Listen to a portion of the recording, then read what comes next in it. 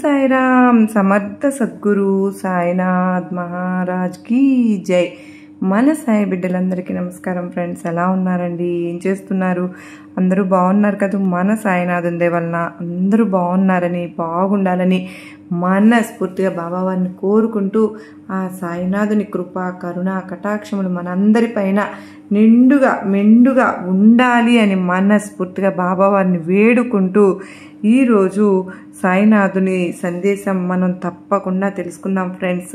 మన సాయినాథుని దయ వలన అందరము సంతోషంగా మనస్ఫూర్తిగా ఉంటే గనుక ఈ వీడియోకి ఖచ్చితంగా మీరందరూ కూడా నీలో ఉన్న మహాశక్తిని కాపాడుకో బిడ్డ. నీ మనసులోని కోరిక తప్పకుండా నెరవేరుతుంది. ఇప్పుడే వినమ్మా, నీకే అర్థమవుతుంది అని చెప్పి మన సాయినాథుడు మనకు ఒక అత్యద్భుతమైన సందేశం తీసుకొచ్చారు కదండి. ఆ సందేశం ఏంటి, ఏం చెప్పబోతున్నారు అని మన సాయినాథుని మాటల్లోనే విందామా? నువ్వు అడిగింది అడిగినట్లు ఇచ్చి, నువ్వు కోరిందల్లా కోరినట్లు ఇవ్వగల ఒక మహాశక్తి గురించి నీతో ఈరోజు చెప్పడానికి వచ్చాను.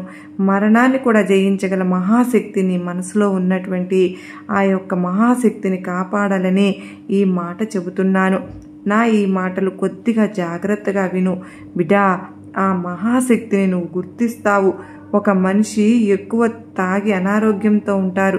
ఒకరోజు అతన్ని చూడడానికి ఒక జ్ఞాని వస్తాడు. ఎంతో అనారోగ్యంతో మనసు విరిగిపోయిన అతన్ని చూస్తారు. ఇతని కోసం మనం అందరం ఇతన్ని బాగవ్వాలని ప్రార్థిద్దాం.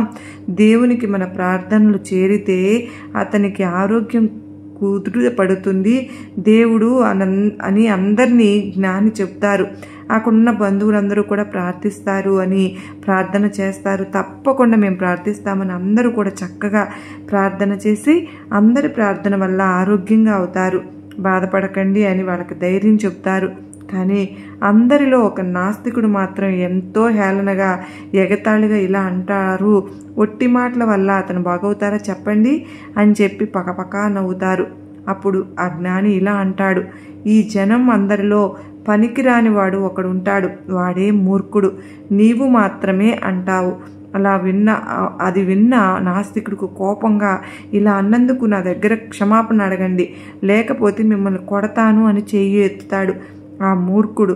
అప్పుడు ఆ జ్ఞాని నవ్వి, నేను నిన్ను మూర్ఖుడు, పనికిరాని వాడిని అని ఒట్టి మాటలే కదా అన్నాను, అందుకు ఎందుకు నీకు అంత కోపం వచ్చింది? ఆ కోపం ఎందుకు? ఇప్పటి వరకు నవ్వినా నువ్వు వెంటనే ఎందుకు ఇలా కోపంగా మాట్లాడావు? ఒట్టి మాటలకే నువ్వు ఇలా రియాక్ట్ అయ్యావు కదా అని అంటాడు.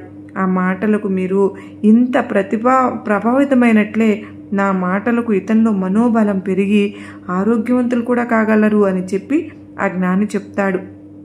అది విన్న ఆ నాస్తికుడు సిగ్గుతో ఏమీ మాట్లాడలేక తలదించుకుంటాడు. విన్నావా బిడ్డ, మన ఆలోచనలకు మనం మాట్లాడే మాటలకు అంత శక్తి ఉంటుంది. అది ఒక మనసును మాత్రమే కాదు, ఒక మనిషిని కూడా మార్చివేస్తుంది.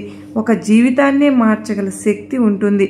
నువ్వు ఎక్కువగా ఉపయోగించే మాటలు, ఆలోచనలు నీకు నీ జీవితంలో జరుగుతూ ఉంటాయి.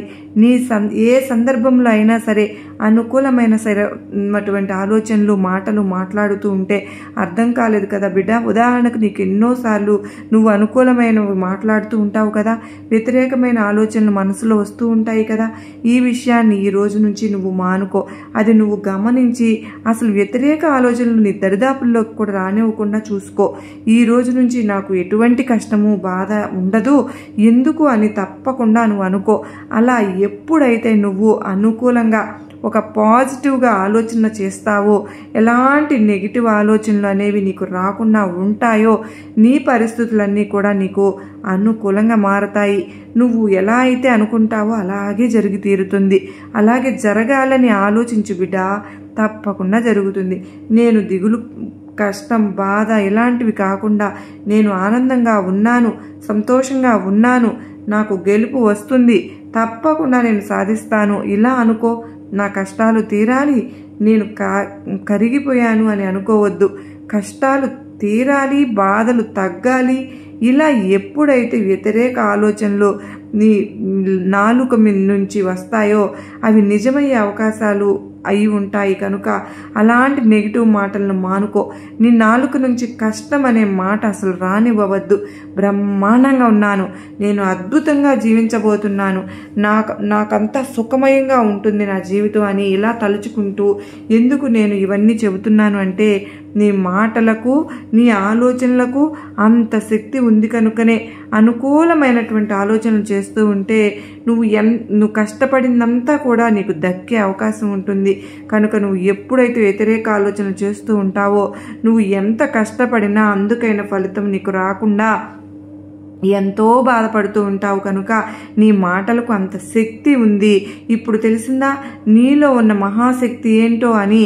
ఆ మహాశక్తిని నువ్వు కాపాడుకో. నీలోని మహాశక్తి నీకు ఆయుధంగా మారి నీ జీవితాన్ని తీర్చిదిద్దుతుంది బిడ్డ. ఇవి ఒట్టి మాటలే అని కొట్టిపారేయకమ్మా. ఈ మాటలే నీ జీవితానికి బాటలుగా మంచి దారిని చూపిస్తాయి. నీ జీవితం అంతా కూడా సుఖాన్ని నిండి ఉండేలా చేస్తాయి. అర్థమైంది కదా తల్లి? ఈ సాయి ఏది చెప్పినా నీకు మంచే చెప్తాను. నువ్వు నమ్మి తప్పకుండా పాటించు. వ్యతిరేకత అనేది నీకు దూరంలో ఉంచుకో. అనుకూలతను మాత్రమే దగ్గరకు చేర్చుకో. అనుకూలత మాత్రమే నువ్వు మనసులో నేర్చుకో. నువ్వు అనుకూలంగా మాత్రమే మాట్లాడు. ఏదైతే నువ్వు అనుకూలంగా మాట్లాడతావో అది నీ జీవితంలో నిరంతరంగా అవుతుంది. ఈ బాబా ఆశీర్వాదం నీకు పరిపూర్ణంగా ఉంటుంది. ఈ సాయి ఆశీర్వాదం నీకు ఉంటే ఇక నీకు దేనికి దిగులు ఉండదు. అన్ని కోరికలు నెరవేరుతాయి. నువ్వు కోరింది తప్పకుండా నీ తండ్రిని తీరుస్తాను. నన్ను ప్రతిరోజు ప్రార్థిస్తూ ఉన్నావుగా, ఆ ప్రార్థనలన్నీ ఫలిస్తాయి. కానీ నీలోని శక్తే నిన్ను కాపాడుతుంది అని గుర్తుంచుకో.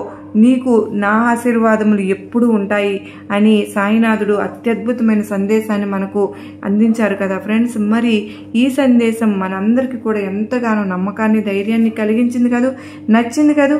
నచ్చినట్లయితే మరికొంతమంది సాయి బిడ్డలకు షేర్ చేయండి. మనకు బాబావారు ఏది చెప్పినా కూడా అది మన జీవితానికి పునాది అని ప్రతి ఒక్కరూ గుర్తుంచుకుందాం. మనకు మన సాయినాథుని ఆశీస్సులు మనందరితో ఉంటే మనందరికి ఇంకా భయం ఎందుకండి? మన సాయినాథుని ఆశీస్సులు మనందరిపైన ఉండాలి అని మనస్ఫూర్తిగా మరొక్కసారి ఆ సాయినాథుని నేను మనస్ఫూర్తిగా కోరుకుంటూ ఉన్నాను ఫ్రెండ్స్. అంత మాత్రమే కాదండి, మీకు ఎటువంటి చిన్న చిన్న సమస్యలు ఉన్నా సరే నాకు కామెంట్ సెక్షన్లో షేర్ చేయండి. నేను బాబావారి గుడికి వెళ్ళినప్పుడు తప్పకుండా ప్రేయర్స్ అయితే పెడతాను. తప్పకుండా బాబావారు మన యందు ఉండి కరుణామయుడు కనుక మన కోరికలన్నీ తీర్చేసి మనకు సాయినాథుడు ఎంతగానో సహాయకంగా చేస్తారు. బాబావారి ఆశీస్సులు మనందరికీ దొరకాలని మనస్ఫూర్తిగా మరొక్కసారి బాబావారిని వేడుకుంటూ మరో చక్కని సాయినాథుని సందేశంతో కలుసుకుంటాను. అంతవరకు నమస్కారం అండి. ఓం సాయిరామ్. సర్వే జనా సుఖినో భవంతు.